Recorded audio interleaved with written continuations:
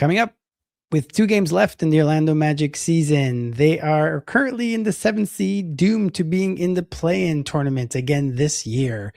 Now, that's not where we thought we were going to be at the beginning of the season. So, with a lot of expectations comes the pressure with that. And much of that pressure has been heaped onto Mosley this season. And many are thinking this is going to be his last year with the team.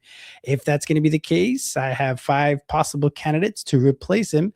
We'll go over those in just a moment. This is the Orlando Magic Nation, your source for all things Orlando Magic on YouTube. For Magic fans, by a Magic fan. I'm Evan Valentine, and I want to thank you very much for clicking on this video and spending a little bit of time talking Magic with me.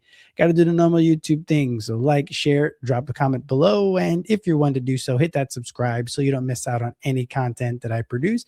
And if you're an audio only listener, make sure to rate the show 5 stars and share it with somebody because it really helps the channel grow by getting to more people. So let's get started with the candidates. I'm going to be breaking down the candidates from least likely to most likely. Obviously, many people were hoping that Mike Malone was going to be available this offseason to slip in. He has a championship under his belt. Innovative offense from most people are mentioning throughout the league. And now he's taking his talents to North Carolina. So he's off the table now. So now we're going to have to go possibly to a plan B if the Magic are looking to move on from Mosley this year. So what do we need really? I would say our identity for the last few years has been defense. Now, this year we wanted to supercharge the offense by scoring more. That would likely help our defense. We knew the defense would slip a little bit, but we didn't envision it to be where it is today, where it's middle of the pack right now, instead of being a top 2, top 3 defense, which it has been in the last couple of years. So maybe the offense took a little bit too much from the defense, and that's something that hopefully can be remedied.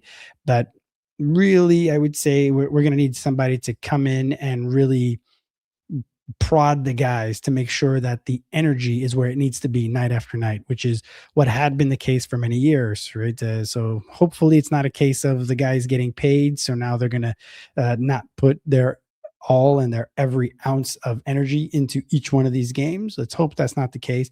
I don't think that is the case. There's just some things schematically as well as the personnel management, really, that's been something that I think has been hurting this year when it was in spades. Mosley obviously had been a top 2 candidate. I believe it was 2 years ago for Coach of the Year. So he has a high standing in the league. I just think it might be more of a developer as opposed to someone that's going to take a team all the way through many rounds of the playoffs. So I think that might be where we see Mosley's career going moving forward. Now, we'll see if JB Bickerstaff is able to kind of rewrite his bio, because I think that's what most people have thought of JB Bickerstaff as well. So we'll see if he can take the Pistons further in the playoffs than he did with Cleveland, because even after he did a really good job with Cleveland, it's just the way coaching is. It's unfair. Even though he did a good job with Cleveland, Bickerstaff was fired. And that's likely, unfortunately, what's going to happen to Mosley. We're going to hopefully finish with 46 wins, which is just 1 less than his high with the team at 47 wins that we accomplished a couple of years ago. We had so many injuries. Obviously, Franz missed more than half the season. Jalen missed a bunch of games. There's been other guys kind of in and out a little bit. AB's missed a few weeks recently. So it's not obviously all on Mosley. And if everybody was healthy, maybe the vibes would have been better and maybe he would have had more optionality with the offense. But I think that's what most people are frustrated with the most when it comes to Mosley. It's the fact that it doesn't feel like it's taking that next step when it comes to the offensive production. Now, that's fair or not fair, because actually our offense is performing way better this year than it has at any time since 2012, basically. We're not in the bottom 10 in offense right now. So that's obviously a big plus, and that's something that we hope to continue to get onto a trajectory where we'll be higher in these ratings. But there have been at times at a different point in this season where when Paolo was out, we were actually almost a top 10 offense at that point in the season. So this isn't a Paulo Franz thing. That's not the way it is, but it just, the team is able to, it seems to reorient whenever Paulo is not in, and it doesn't reorient the same way when Franz is not in. So I don't know if that's just a play calling situation or just the way the talent is on the court. And most of the head coaching job, I would say, is personnel management. That is just the way it is. And that's why X's and O's have always been maybe not necessarily Mosley's strong suit, but getting the guys to buy in and bust their butt in every play, that had been his calling card. And this year, that has not happened. And if we would have won one of the Toronto game that we lost in late December, or if we put in more energy earlier in the Indiana game that we lost at home late in the season, we wouldn't be in the mess that we're in right now, and we'd be comfortably in the fourth or fifth seed right now. But because we couldn't find consistency throughout the middle December, January run where we were winning and losing every 15 throughout 15 games, we won or lost every other game. That's just not going to cut it, especially when the team was supposed to have an over under of 50 games, and many people were talking about how the Magic were going to go deeper into the playoffs, where that might still be the case, and that is what it is. But that the way they've played this year, even when they were fully healthy earlier on in the year, doesn't lend itself to expecting that they're going to make it to the second round. And if they don't make it to the second round, Mosley's for sure going to be gone. Now, if they make it to the second round, or even if they make it to the conference finals, I think they should still move on from Jamahl Mosley. And I understand why some wouldn't, but it's kind of what the Knicks did last year, in that there's a progression normally with teams, and we know that we're no longer in the rebuilding phase, and we need someone that's going to help us grow. Now, from a lot of the names that have been online, I'll talk through a few of these guys. Now, some of them I'm more interested in others. Now, Terry Stotts is the first guy I'm going to talk about here.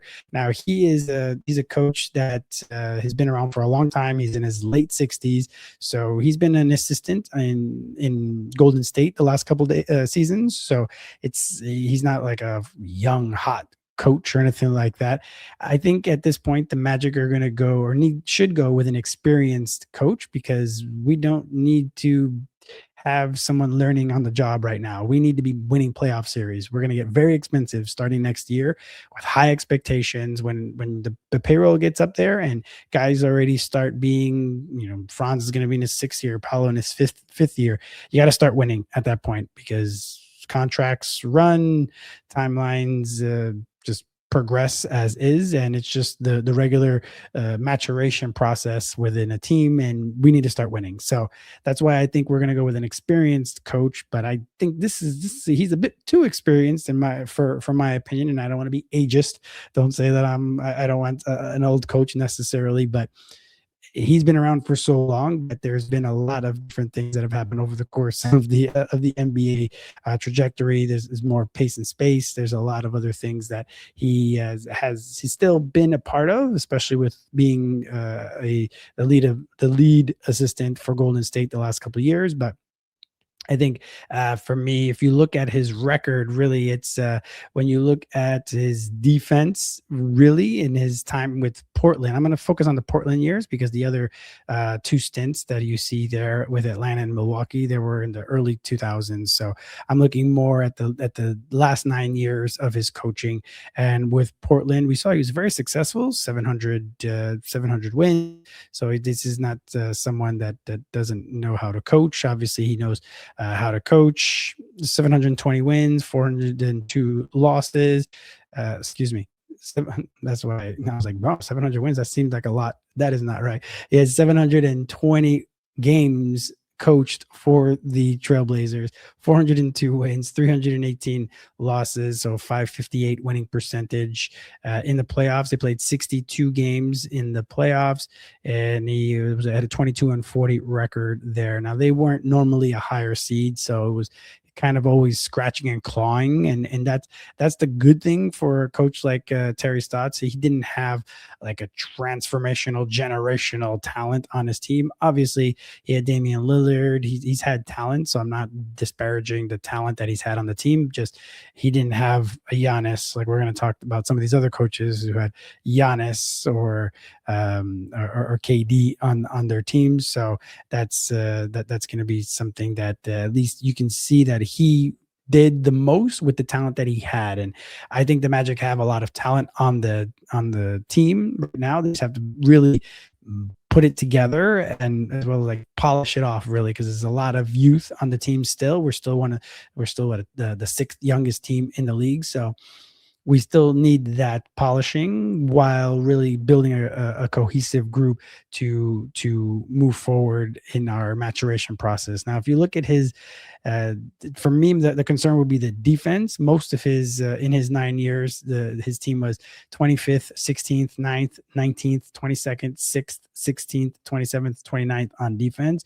So only two top 10 seasons, no top 5 seasons in there. Now, again, we have the talent. We know we have the talent that can be a top 5 defense. So that's something that hopefully the next coach is able to just harness right back in there, supercharge the offense, and hopefully our defense again can still be a top 10 defense. We don't have to be a top 5 defense if our offense is much better. So if you look at the offense end of his tenure there, 16th, second, 8th, 6th, 11th, 14th, third, and second. So he had good offenses, and that's something that again is why he was able to win so many games in a market that has not really traditionally won all that much. So I think Terry Stotts would be an interesting choice. I wouldn't really want him to be the choice for me, just because I think we could get more out of our team.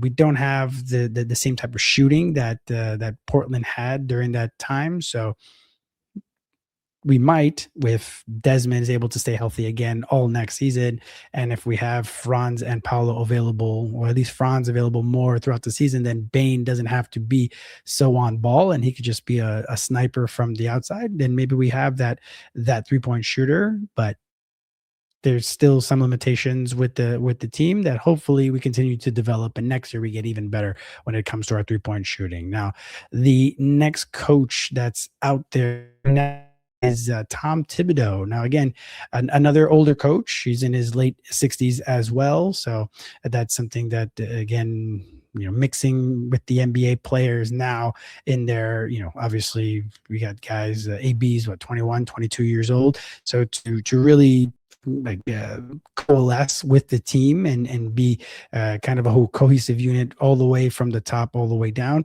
I don't know, like Thibodeau seems like the type of guy that is a bit more tough nose, which we do need. That's the one thing that I really would say is something that the team needs a little bit more of, especially if a lot of the guys seem to be coachable, especially because they developed as much as they did in the last 5 years.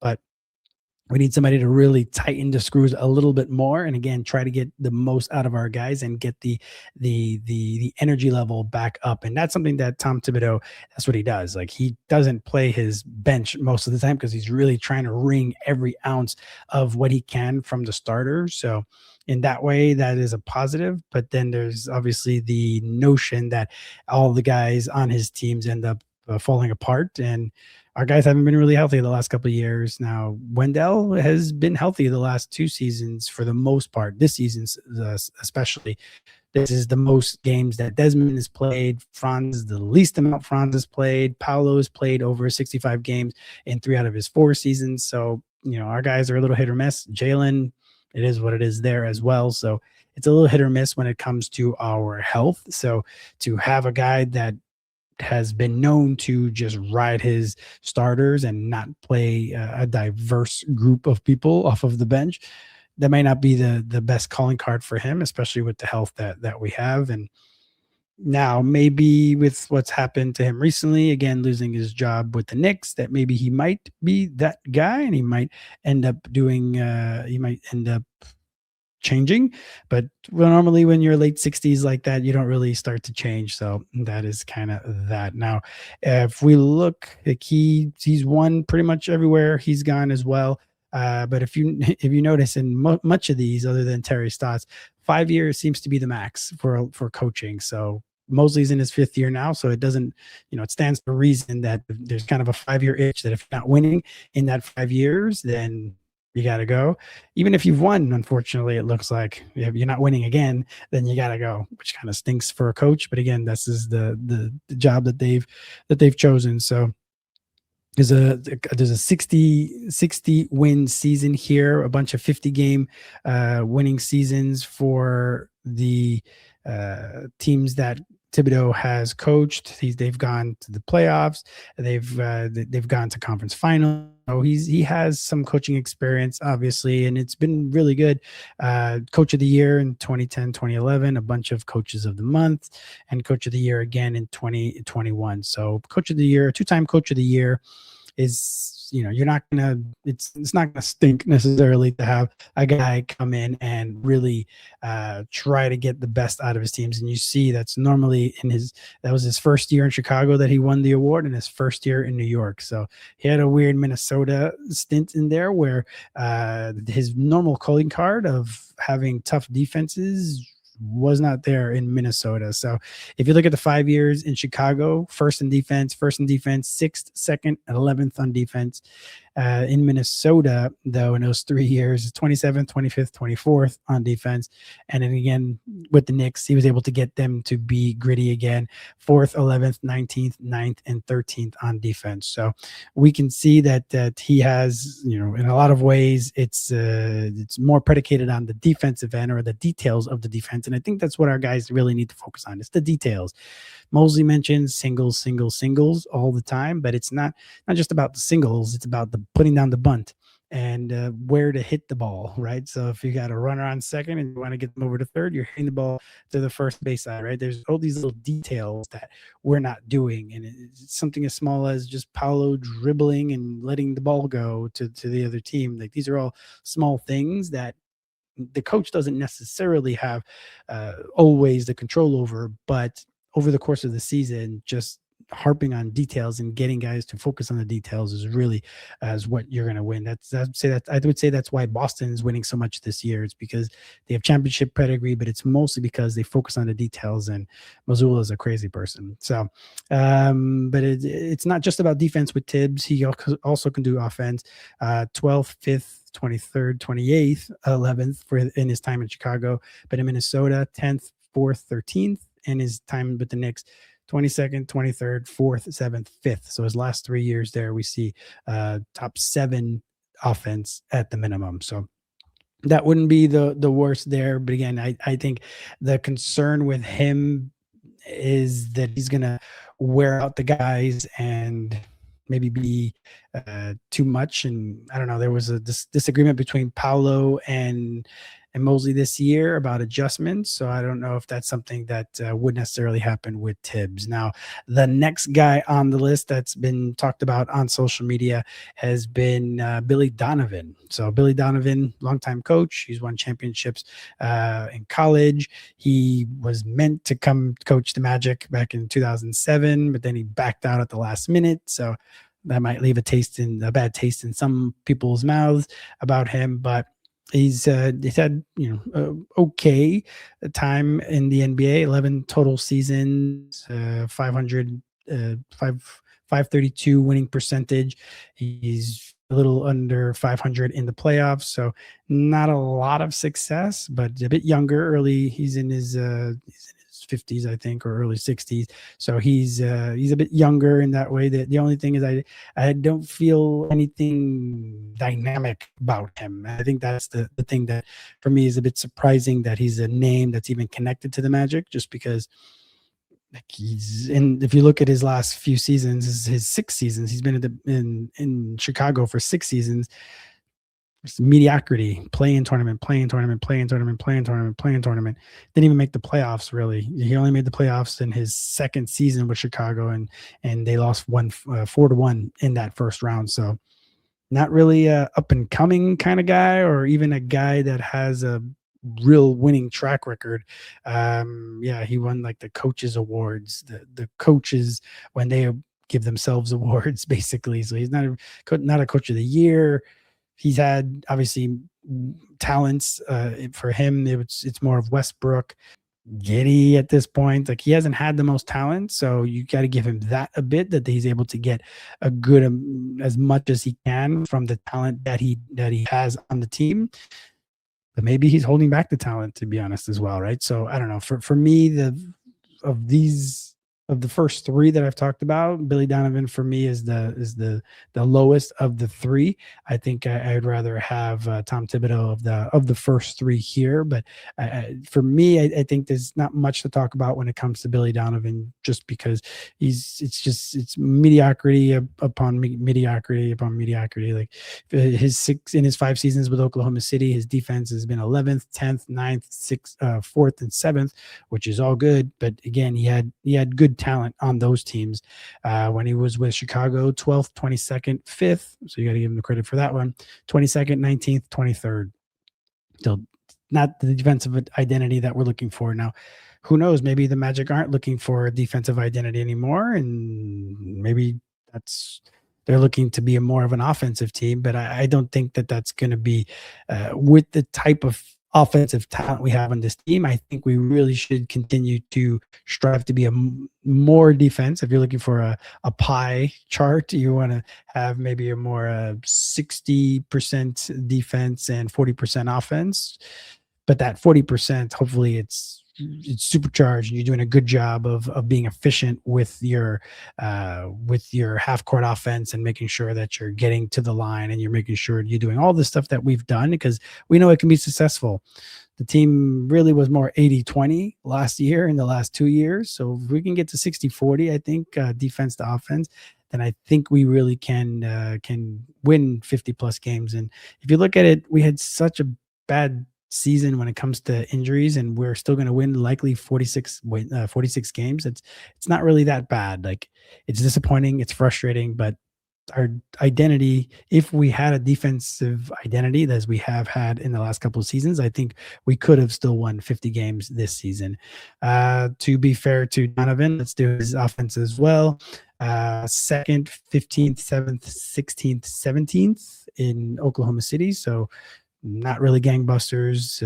Only 1 top 5, 2 top 10s in the time in Oklahoma City, and in Chicago, 21st, 13th, 24th, 19th, 20th, 24th. So kind of magic land when we talk about 24th, 20th, 24th, 21st. That's kind of where the Magic have lived forever offensively. And again, why would we want to bring in a coach that's basically going to continue to bring not anything new offensively to this team? So, and he's had offensive talent at different points through his tenure in Chicago. So, again, you could be an offensive first team and just stink defensively and just try to outscore teams, which is what they apparently try to do. But as you see, going faster doesn't necessarily mean you're going to go better, which is something the Magic learned this year as well.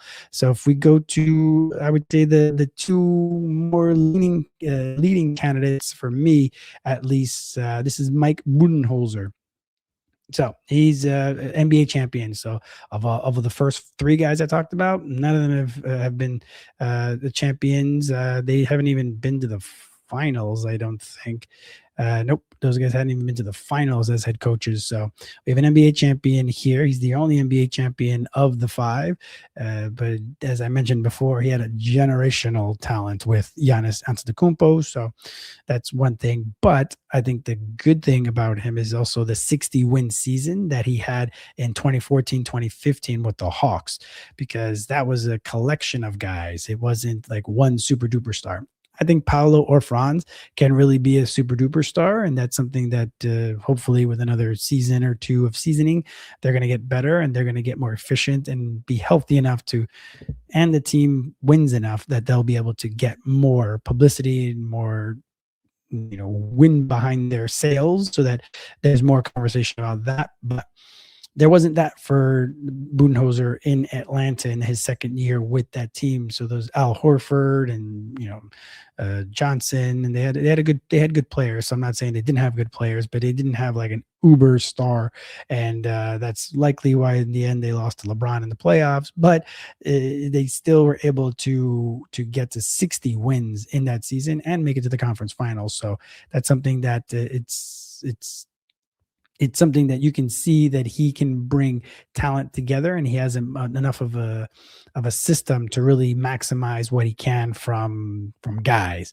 And if you look at the rest of he had his first season with Milwaukee. He had a 60-win season there as well.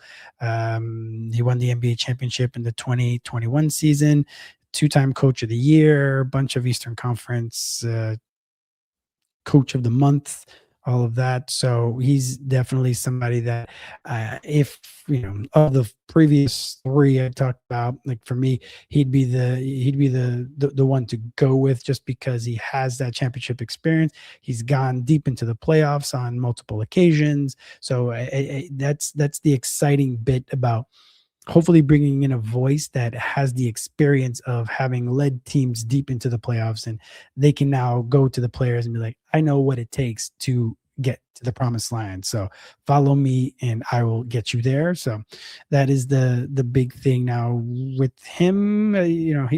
I wouldn't say he necessarily is like a Thibs, where you think of Thibs and you think of defense, even though he has a pretty good offense most of the time, many of the times.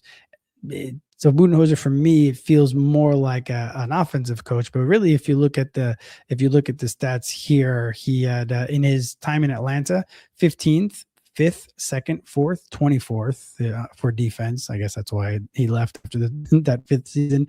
In his time in Milwaukee, first in defense, ninth in defense, 14th, 4th in defense. And then his 1 year in Phoenix, he had 27th on defense. And that didn't go so well. Now, his time in Phoenix is a bit, you have a mercurial talent like KD. That's going to be someone that can really poison a locker room. So hopefully we don't have anybody on this team that will ever get to that level. So that's the one biggest knock on Budenholzer. I feel he wasn't able to really rein in a lot of talent, because they had pretty good talent with that Phoenix team last year, and it just didn't ever meld. So let's hope that if he were to come to the Magic, he'd be able to meld this team. And that's would look more like his time with Atlanta and Milwaukee. Now, if you look at his offense, in his 5 years in Atlanta, 19th, 6th, 20th, 27th, 26th. His 5 years in Milwaukee, 4th, 8th, 5th, 3rd, 15th. So we've got 4 top 10 finishes, 3 top 5 finishes on offense with his time in Milwaukee, and then 13th with the Phoenix Suns 2 years or last year. So Budenholzer, good candidate. I think who my number one selection is, the Magic don't go after. If they were to go after Budenholzer, I think that would be a good sign as well, because it also again shows that the Magic are looking to win. It's great to have continuity, and it is definitely one way that some organizations do really love, like the Miami organization, right? They've had the same guys in the same spots basically the whole entire time. They like to keep continuity, and they feel that it helps a culture, which is great. And now the Magic have a pretty good culture, I feel, but now it's that time to really start to cash in those times where we were being very patient. Now it's time to really try and go for it and start to win. We try to do that with a big trade last summer, and the trade itself worked out well for us. The season as a whole hasn't worked out for us so far. So process wise, I like that here. And now the next process is to move forward with a coach who has more playoff experience than we have at the moment, that hopefully again can also bring some diversity when it comes to our offense, and more structure to our offense, other than kind of feeling like pickup at times. Now, for me, the number one guy and the person that I would want most on the team to be leading us moving forward is a younger coach, Taylor Jenkins, and I think that for me is would be the guy, because he's one of those guys that in the Western Conference, no less, he won 56 games, 51 games. Two times they were the number 2 seed in the Western Conference, in the loaded Western Conference, with a bunch of guys like I wouldn't say like Morant. He had his moment where he was a top level guy, and he really was leading the team and doing that. Jaren Jackson as well is a guy, but he had Desmond Bain there as well. So I think that would be a nice little easy transition, because Bain wasn't a guy when he was drafted, but became more of a guy over the course of his time with Memphis. So developmentally, we can see that they can develop talent. So I think that for me is something that you can see that he brought a team from 34 wins to 38 wins, and he was able to progressively bring them up. Then a couple seasons ago, he had a horrible season. It's mostly because they were injured, like brutally injured, in that they had the most injured games ever in the NBA history. They had more guys play for their team than any other team in NBA history. So it was just a laughably bad season, and he still was able to win 27 games from it. So to be honest, they still were able to do something with that. They could have been.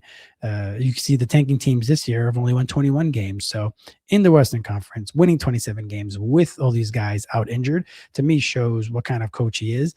Then that following season, in his last season with the team, the front office basically made him fire all his assistant coaches. So he stuck around, which I don't know is a good or bad thing. So I guess if you're one that's hoping for the guy or a guy as a head coach to really buy into the team as a whole, then that's a good thing. But if you're somebody who's like, oh, that guy should have quit, he shouldn't accept that kind of thing from the organization, then you would be right as well. So I don't know, that could be taken one way or another, but either way, he ended up staying on board as the head man. He showed his flexibility in being able to bring in new coaches and change the style of offense that they played. He was the one that they were the ones in Memphis were the first ones to do the thing that Miami's doing with no pick and rolls and no screens and all of that. And they were just basically going one-on-one, which sometimes the NBA feels that way, but they were the ones to really implement it wholeheartedly. Now, they went 44 and 27 or 29 as a whole. In the end, he was fired with only a few games left in the season. The team ended up being in the play-in. When they fired him, they were in the top 6, and in the end, they ended up in the play-in. And then they got smoked by Oklahoma City in the first round last year. But I'd say for me, if you look at his past, if you look at his resume, you look at his age, you look at what he's done offensively with his teams. Now, if we look at the ratings and the rankings on there, now even last year, to be honest, like they did that revolutionary thing, and they ended up still being a top 10 offense. So his defenses have been 14th, 7th, 6th, 3rd, 12th, 11th, because they also had a hard-nosed group of guys like Dylan Brooks, who could be like Jalen could be like our Dylan Brooks, and we just need our Jaren Jackson, really. So that's something that the front office is going to have to work on a little bit over the course of the offseason. But they had a pretty good defense, as we see, middle of the pack or top 5 even a couple seasons ago. The offense 21st, 15th, 4th, 11th, 30th in the injury ravaged season. Again, winning 27 games with having the 30th ranked offense, but the 11th ranked defense or 12th ranked defense. So again, he still had his guys playing hard, even though they were riddled by injury. So again, he had guys playing hard. So that's, again, another feather in his cap. And then his last season was 6th on offense. So to me, the clear-cut person is the Taylor Jenkins. The other guy would have been Mike Malone, to be fair, but he also had a generational talent in Jokic, right? So when it comes to Budenholzer or Mike Malone, those guys had like upper echelon talent, which is something that the Magic hopefully well, do have on their roster right now that will develop into that. But if they don't develop into that, then they need to be able to create a cohesive unit of a bunch of guys with some high-end talent, but maybe Franz and Paolo don't max out to being, generational guys, and that's just what it is. That's not always going to be the case. So you definitely need to be able to build a team from which you can just grind out wins, and hopefully you have playoff Paolo who comes out and balls, and you have Franz, who we'll see how this playoff goes, but he had one really good playoff and one not that great playoff. It was good, but not super good. And last year he had a pretty good playoff. So we'll see how Franz does in this playoffs while coming back from injury. So we shall see.